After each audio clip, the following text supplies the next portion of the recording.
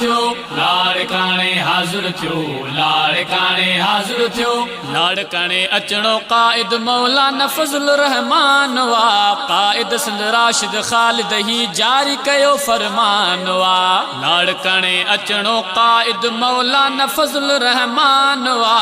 अल्लामा नासिर ख़ालिद ही जारी कयो ऐलान वा लाड़काने हाज़िर थियो लाड़काने हाज़िर थियो लाड़काने हाज़िर थियो लाड़काने हाज़िर थियो विरद कंदा कलमे तैयब जा हलंदा अचो सब हलंदा अचो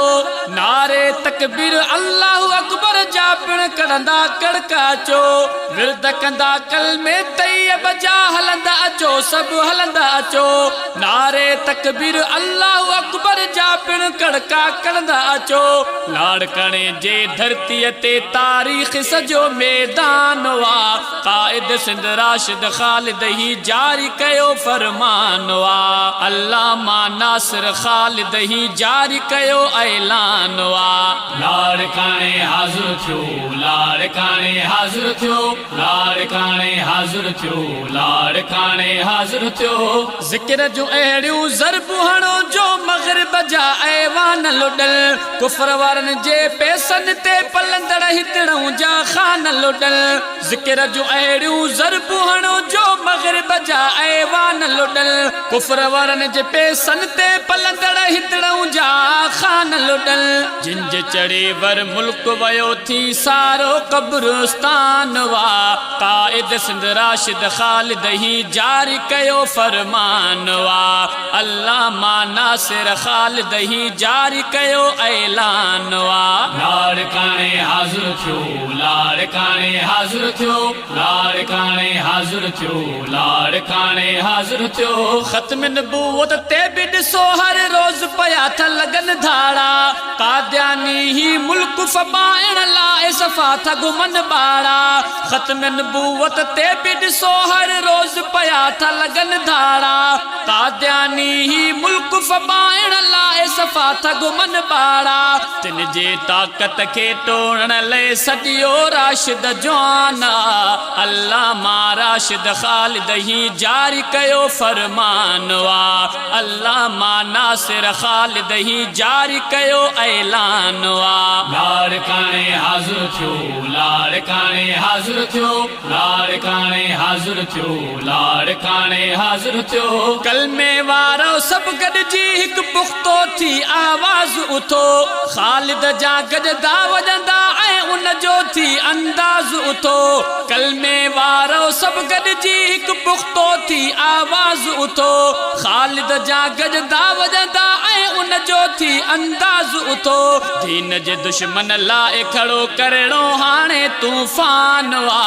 अल्लामा नासिर ख़ालिद ही जारी कयो ऐलान वा क़ाइद सिंध राशिद ख़ालिद ही जारी कयो फरमान वा लाड़काने हाज़िर थियो लाड़काने हाज़िर थियो लाड़काने हाज़िर थियो लाड़काने हाज़िर थियो तन मन धन पंहिंजो जीवन जो दीन मथां करे फिदा कपजे भल जा कंद वञनि छॾबी न मिशन उन्हीअ जी अदा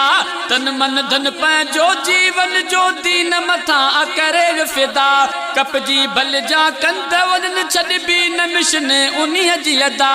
उन जे खून सां करणो वफ़ाही मान असां लाइ शान आ क़ाइद सिंध राशिद ख़ालिद ही जारी कयो फरमान वा अल्लामा नासिर ख़ालिद ही जारी कयो ऐलान वा लाड़काने हाज़िर थियो लाड़काने हाज़िर थियो लाड़काने हाज़िर थियो लाड़काने हाज़िर थियो याद अल्लामा जीअ में आहे जलसो रखियो ही शहज़ादन राशिद नासिर ताहिर तारिक भाऊ अता ऐं शफ़ीक वरन याद अल्लामा जीअ में आहे जलसो रखियो रखियो ही शहजादन राशिद नासिर ताहिर ख़ालिद बाऊ अता ऐं शफ़ीक वरन दीन जे ख़ातिर जिन जो अबो ॾेई सजदे में वियो जान आ क़ाइद सिंध राशिद ख़ालिद ही जारी कयो फरमान आ